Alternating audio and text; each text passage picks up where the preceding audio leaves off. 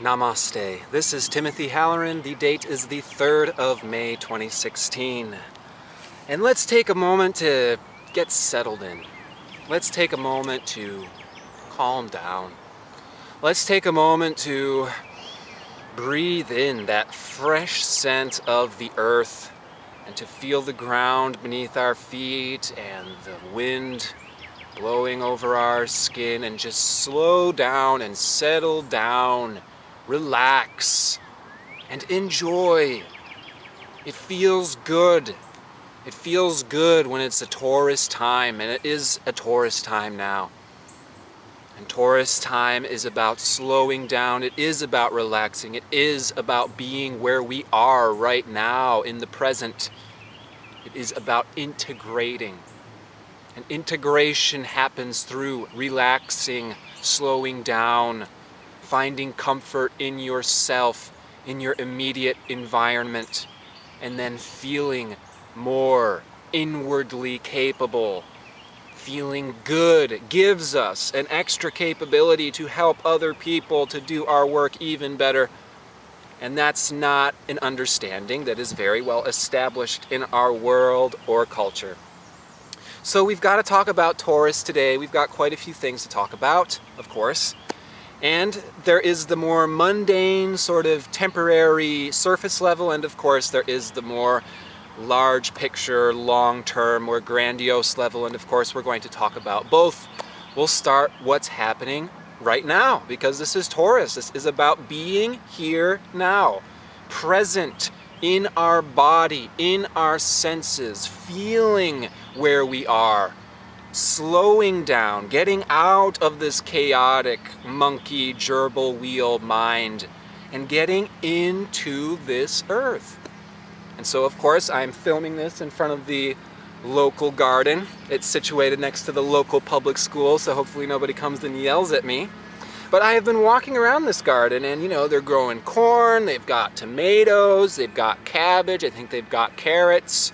It looks awesome. You know, someone came back here and stuck some seeds in the earth and got a little dirty, you know, turned over some ground. That's that. I mean, you stick some seeds in the ground, you pour some water on it, and there's going to be enough food here to fill quite a few families' tummies. And so, this is the goodness and the wealth and the abundance of the earth we're talking about here. This is Taurus. Taurus is the wisdom of the earth. And this is a wisdom that is misunderstood, berated, and prejudiced against in our current culture and world, both by contemporary culture as well as spiritual religious cultures throughout thousands of years. So we might as well begin with Taurus. We'll talk about some of the stereotypes, and we'll talk about some of these retrogrades and get a little bit further along with it. Taurus has all of these negative stereotypes and connotations attached to it. And with any stereotypes, these potentials exist in the negative way. And yet, these are not the all-encompassing, this is what Taurus is. Such as, oh, Taurus, that's laziness. Oh yes, and selfishness, and sensuality, catering towards your senses. Ooh, that's not really seen as a positive thing in our contemporary world that wants us to produce more, produce it faster, you stay up till late at night drinking coffee, going through the drive-thru. We don't want to be lazy, we don't want to be slow, we'll be disregarded, we'll be made fun of.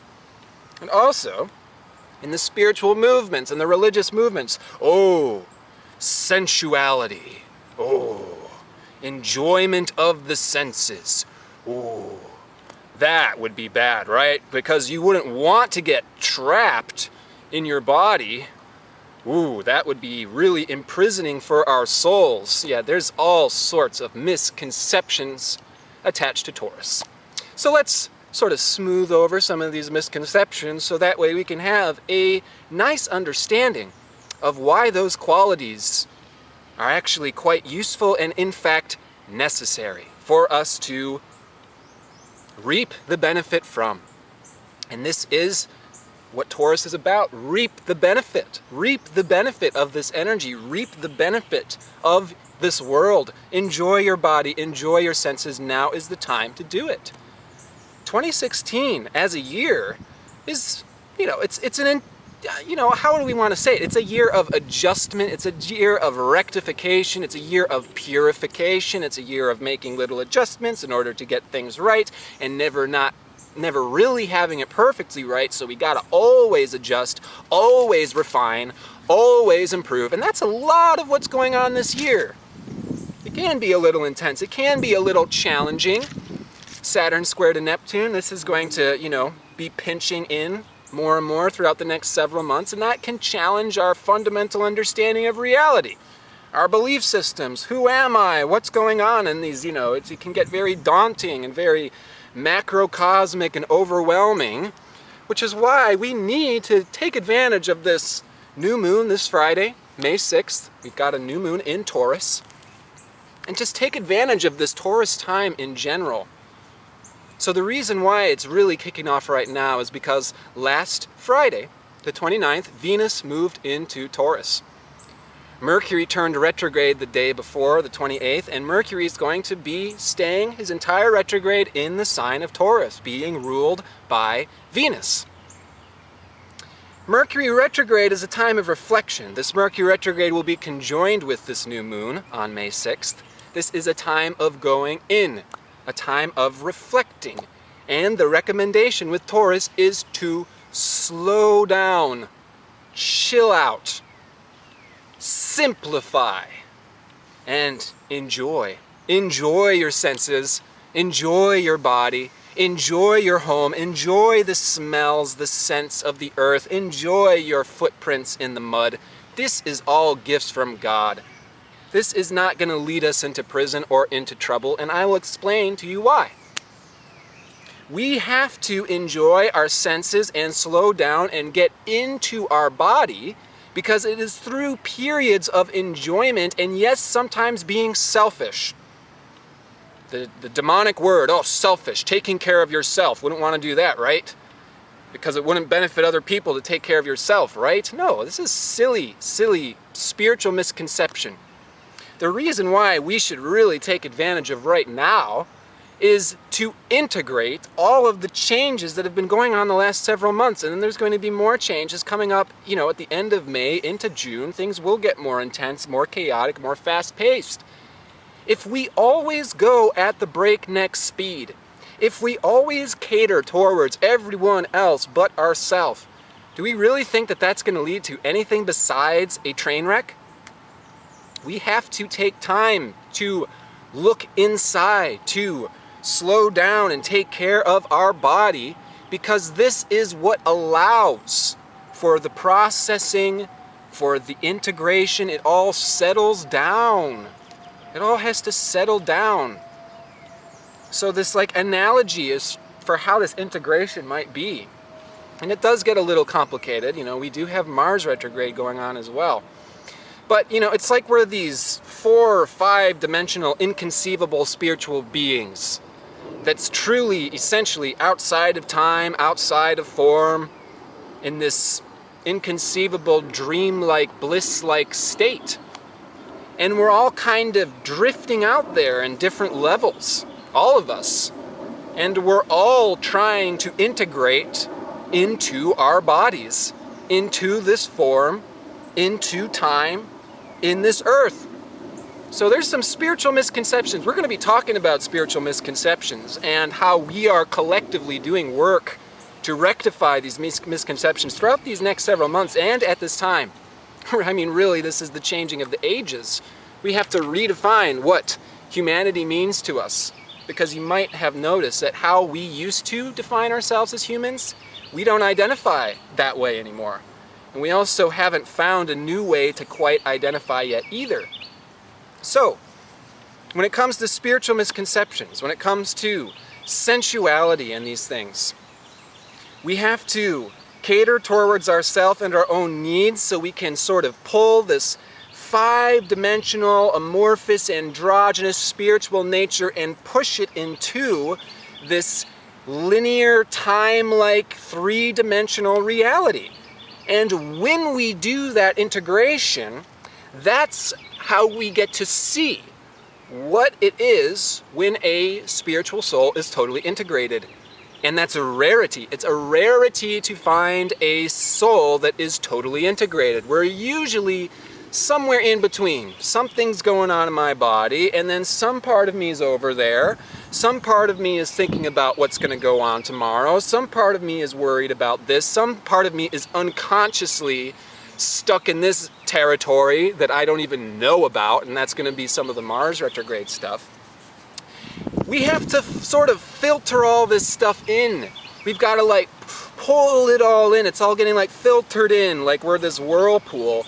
And it's like this five-dimensional amorphous androgynous cloud gets pushed into this linear two-dimensional, you know, from the perspective of the soul, human incarnation. And as that happens, it sort of gets like flattened out and then spreads out into this canvas, into this picture. And we can see, oh, this is what it looks like to see a soul that is integrated in their human body. Look at that, it's so beautiful over there. And look at that, it's so beautiful over there. But we're all in that process of integrating into this form, into this body. And that happens through getting down into our senses, down into this body. And that's considerably opposed to some of the older spiritual directions, which are ignore your body, be severely austere on your senses, to the point of practically berating yourself because you shouldn't be selfish. Don't take care of anybody except for don't take care of yourself, make sure it's everyone else. And that is a process of leaving your body. That's a process of becoming ungrounded. And I don't want to be here on this earth. And this earth is a distortion. And this isn't supposed to be heaven here. Oh no, this isn't heaven. This is just a waste of time. We're going to get out of here in 2 seconds and go to heaven. That is not the spiritual direction that we need to take if we want to integrate into the beautiful spiritual beings that we can be in potential. So as far as, oh, berate yourself, self-sacrifice, be really quick, don't give yourself a time to slow down. No. This is a refreshing time, and we need to take this time to refresh ourselves if we're going to keep doing the long haul, the 10-mile sprint, or whatever analogy you want to say. This is like we're doing that 10-mile sprint, and now's the time where we kind of go off to the side and we pick up the water bottle, and maybe you slow down a little bit while you're drinking that water. And this is like the highest, most useful way we can use this time. This is not the time to just plop our ass down and do nothing and be just like, well, I've been evolving for a while, so I'm done. I'm gonna go, I give up, I'm gonna just sit in my room and, yeah, you can take it into that extreme. Taurus can be extreme selfishness, extreme hermiting. I don't need to be intimate, I take care of everything myself and goodbye. That's the negative side of Taurus. The negative side of Taurus is, whew, I've been running for 2 miles and I'm gonna just sit in the shade now. You all have a nice race, So, the recommendation is that we take the time to relax, and I seriously suggest get into nature, plant some plants, just breathe the fresh air, enjoy your senses, but we're going to be talking about how we want to be enjoying our senses in a natural way. That's very, very important in this world that has sensuality, sexuality, and pornography like smerged together and like, oh yeah, that's the same thing. When you're talking about sensuality, and even if you bring up the word senses or sensual to people, they automatically assume that means sex, or dressing up in lingerie or whatever. And yeah, I can see how these things kind of flow into one another, but no, it's not exactly the same thing. When you are planting a garden, that's a sensual experience. When you're going on a walk, that's a sensual experience. And so, getting into our senses, this is a year to be appreciating how little mundane differences can create a world of difference in our life. Take it from me, I'm a moon in Taurus. My emotions get affected by my comfort. I was raised in a culture that I was trained you have to wear whitey tighties and blue jeans all the time to be taken seriously. And if I dress that way, which affects my comfort level, I am typically a more bitter asshole. Because I'm uncomfortable, I feel closed in, and everything feels rigid and not nice and not comfy, and then I'm not as pleasant to be around, period. So wouldn't catering towards our own senses and maybe allowing ourselves to appear or feel a little bit nicer, shouldn't that allow us to do our life, our job, our work better? This is the Taurus wisdom that we have an opportunity to access. It is the wisdom of slowing down. It is seriously, with Mercury retrograde, the wisdom of not having to do things in a rigid, conformed, breakneck pace. Oh, from 9 to 5 I'm going to do this, then there's going to be a coffee break, and then I'm going to do that, and then there's going to be a donate break, because we only have time for coffee and donuts today. And then we're going to do this, and then we're going to do that, and we're just beating the living crap out of our bodies. We're not taking time to process, we're not taking time to integrate, and so the result of this is that the majority of people on this planet are like these disembodied heads. You know, we walk around and we do our job, and we're just like we're not even here. We don't even know who we are, and we don't take care of ourselves in the most simple, mundane, creature comfort type of way. So to begin this video, take care of yourself. Enjoy the creature comforts. Slow down, but don't slow down so much that it's going to make it harder to keep going. That's the analogy, is when you grab the water bottle, you feel refreshed, but you're still running and you keep moving. That is the highest potential of Taurus, and this integration time is for us to set a nice pace. And this pace that we're setting can go outside of the prior pace, the prior restraints, the prior schedule that we set for ourselves. I mean, I think this is a rather nice Mercury retrograde. You might have already noticed that Mercury began his retrograde, which has been happening over the weekend, the last several days. He was conjoined with asteroid Vesta in Taurus. And Vesta is this focusing type of planet. So if you're like the typical Pisces type, Gemini and Mercury retrograde is like shh, and the past starts coming up, we might notice that this is already a little bit more focused.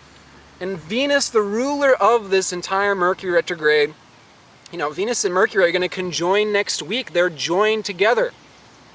Mercury retrograde is joined with this new moon on Friday. This is an opportunity for us to reflect by slowing down, by getting into our senses, and then profound steps forward can happen from this. Like, we can access a whole new plethora of energy and potential that we didn't even know was there by taking care of ourselves in a nice way. It's amazing. It's like a win-win can happen these weeks, and I very much encourage us to sort of enjoy that. Now, that being said, this is a broadcast that goes to everybody, this is a transit reading for all souls. When there are so many planets that are changing direction and turning retrograde, this can affect people very differently. For example, Mercury stationed in Taurus with Vesta, sure, this can be nice and focusing. If that Mercury is stationed square to your individual particular Uranus in your individual particular birth chart, it's not going to be settling. It's going to be, there's going to be so much stuff and overstimulation and so on and so forth. So it depends on the individual, particularly when planets are stationed. It's like Mars has been stationed at 8 degrees Sagittarius for almost a couple weeks, several weeks. And he just moved back to 7 degrees Sagittarius. So if you've got planets 7 degrees, Gemini, Pisces, Virgo, then Mars has been doing tense aspects to these planets, and we've been really feeling it. Now, this Mars retrograde is another thing that we do need to talk about, because I think this Mars retrograde is very powerful and has a lot of potential. But the potential does involve us digging very deep into ourselves. And this process of digging into ourselves, this is once again rectifying some of the cultural, spiritual misconceptions that have gone on as we are becoming integrated. Now, Mars is in Sagittarius. He's going to be in Sagittarius the next couple weeks. But then towards the end of May, he retrogrades back into Scorpio. And Mars going backwards into Scorpio from Sagittarius is like We have a lot in ourself that needs to be integrated that perhaps we've been overlooking. And the way that I like to look at this is, Scorpio and Pluto stuff is our unconsciousness. It is instinctual. It comes from a very deep, sometimes animalistic level in ourselves, which comes from a soul level. All right, it's like someone was commenting the other day, oh, don't let yourself get filled up with animalistic urges because that's bad. That's not the understanding of Scorpio. That is a low octave, mundane understanding of what Scorpio can be, but that's not Scorpio, period.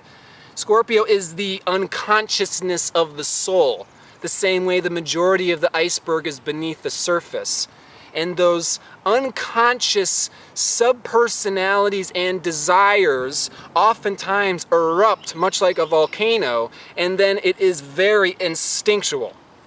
That's what we're talking about. It's not like, oh, the devil or the animal, no. These are very deep, oftentimes suppressed and ignored parts of ourself, and this gets called the shadow. And since we're talking about thousands of years of this is the way to be and don't be that, it's very easy for us throughout our lifetimes of reincarnation, if you believe in that, to sweep things under the rug. Desires, subpersonalities, our natural way of being, our natural instincts, our soul level truth.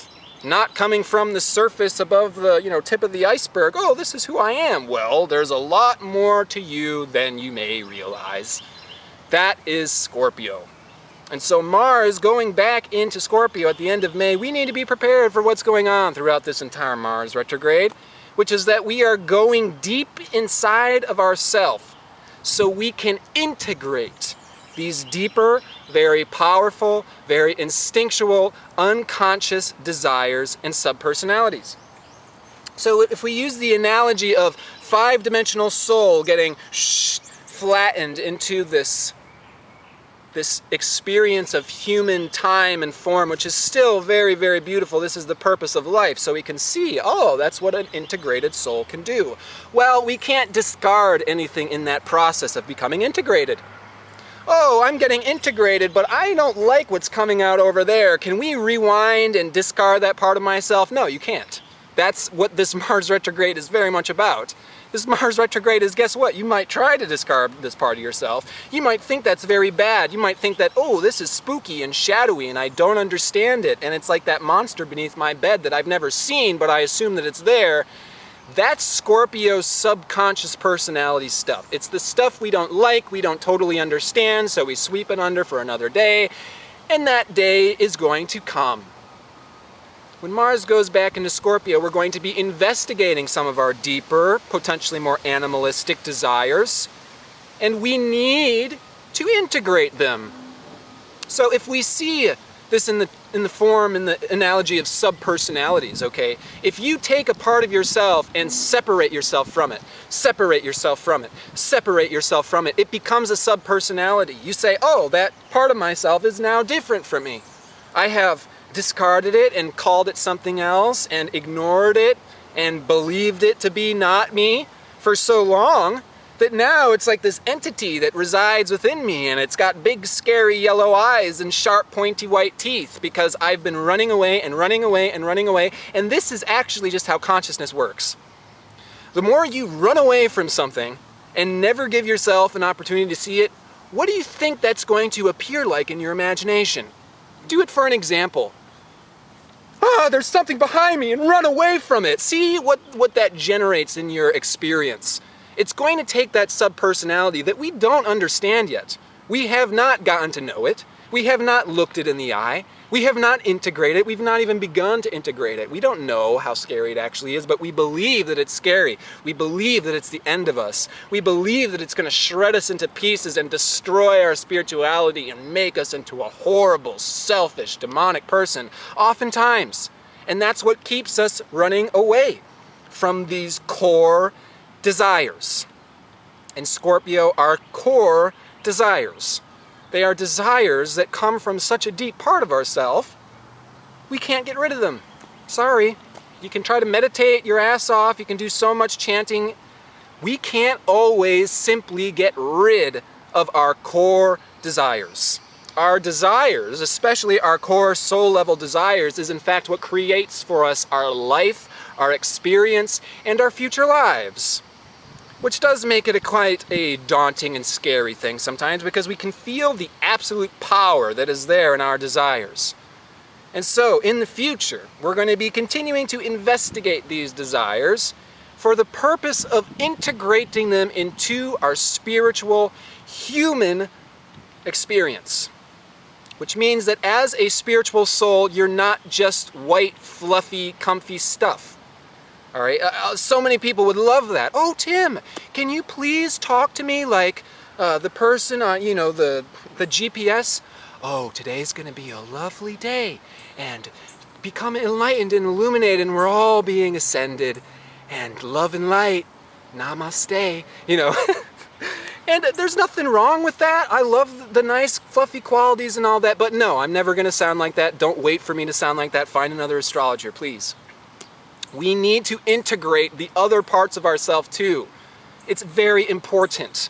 And the more we try to ignore that, oh, that's not nice, that's not me. Oh, that's a desire, but it's selfish, that's not me. The more fragmented we become, the more powerless we become, the more confused we become, and then we're just disembodied floating heads walking around in the world, and we think that we know everything. That's not what we want to be doing. We need to be going down into our bodies, into our senses, and into our desires. Even if they're not the desires that we look at right away and we think, oh, that's very nice and fluffy and so good to meet you. You look just like Archangel Gabriel. No, it's not always like that in a human incarnation. And it's not supposed to be. The soul, God, nature, whatever you want to say, it is whole. Holy, not separated, not segregated, not divided. Oh, you're cursed, you're blessed, you're good, you're bad, you're black, you're white. That's all bullshit.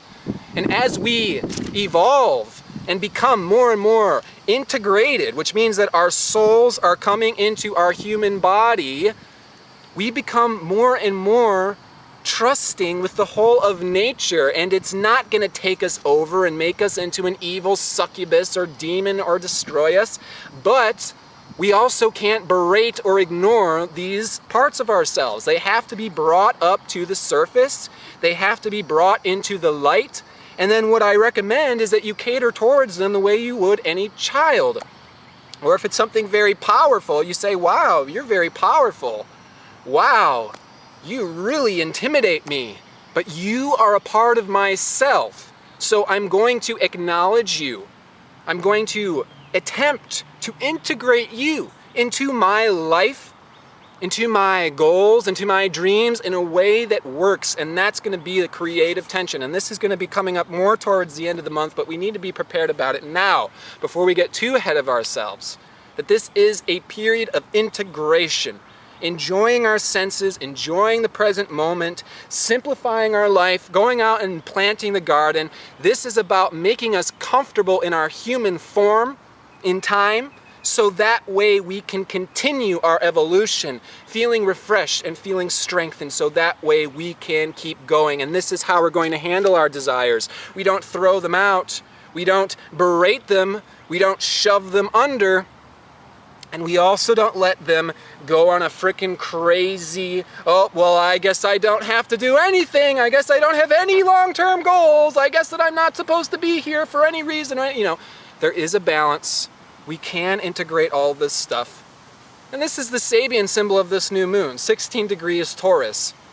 A symbolic battle between swords and torches. This is the symbol of this new moon, which carries through the next month, which carries through Mars going retrograde back into Scorpio. And this is a struggle of might and enlightenment, physical desires versus higher aspirations. This is about us becoming integrated in ourself, that respects ourself, our human nature, our spiritual nature, and it can all be funneled together. It might seem rather inconceivable. It might seem rather beyond our conceptual understanding, and that's why it is evolution. It's beckoning us to get deeper. It's beckoning us to get more integrated in the whole that we are. And here's the real underlying lesson and wisdom that I think can come from this. This is a Taurus Scorpio polarity. The two signs are opposite each other. The wisdom of Taurus and Scorpio is that which is not separate from you cannot control you. Scorpio is like this symbolic merging. When I love someone, I merge with them. Their energy and their qualities become my energy and my qualities. When I fall in love with a specific religion or a deity or a teaching, I fall in love, I merge with those qualities become a part of my own qualities. This is growing. This is evolution. This is growing in power. This is expanding our consciousness. And therefore, what is no longer separate from me cannot control me. Do we want all of our not nice, icky, dark things to eternally be seen as the enemy that we have to eternally battle and fight for the rest of our life? Or do we want to find some way to seamlessly integrate and therefore become friends with the whole of nature, the whole of reality? And of course, this is going to be controversial. People will say, but what about the terrorists and the bombers and the killers and all of this? We just have to get into a position of understanding what nature is and how nature can allow for such potentials to happen. No, we don't want torture and physical violence here on this earth. But we can understand how nature can lead into that potential happening that isn't so paranoid and scary as, it's hell and the devil and bad and separate. That is a more paranoid, freaky powerlessness that we put ourselves into. We put ourselves into that straitjacket. We put ourselves into the straitjacket of the Illuminati and the demons and the other enemies and religion versus religion, and there's only one right way, and you're preaching the wrong way and you're gonna lead everyone off the cliff and then you're gonna all burn in hell. And it just, this year, from June until September, we're gonna have Saturn square to Neptune in this tight pinch. We are viewing a whole diversity of controversial, paranoid, different perspectives. And the purpose of viewing all of these different perspectives, yes, it can make us feel rather uncertain and I'm not sure what the truth is, and these are both very believable perspectives. Sure. But the point of looking at all of these perspectives and having our certainty challenged is that we're supposed to move through it and realize, that is just a crazy, ungrounded, discombobulated, disembodied person who is seeing nature from a totally skewed perspective because they've dissected themselves and split themselves into so many different pieces.